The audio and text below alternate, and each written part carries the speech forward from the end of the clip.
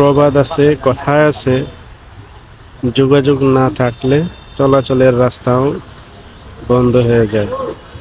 তার একটি প্রকৃত উদাহরণ হলো আমিরগঞ্জ রেলওয়ে স্টেশন, যেখানে দুটি লুপ লাইন দিয়ে এখন গাড়ি চলাচল করে না সিগন্যালের ত্রুটির কারণে, যার জন্য দুটি লুপ লাইনের অবস্থা এই অবস্থা, ঘাস একবারে অকেজো অবস্থায় রয়েছে।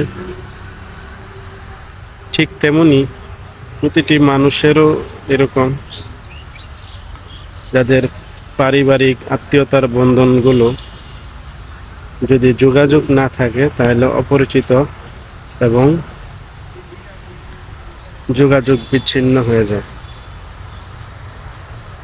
এই যে দেখুন আমিরগঞ্জ রেলওয়ের দুটি লুপ লাইনের অবস্থা, যাত্রীরা মেন দুই লাইনে যাত্রীরা ওঠানামা করে।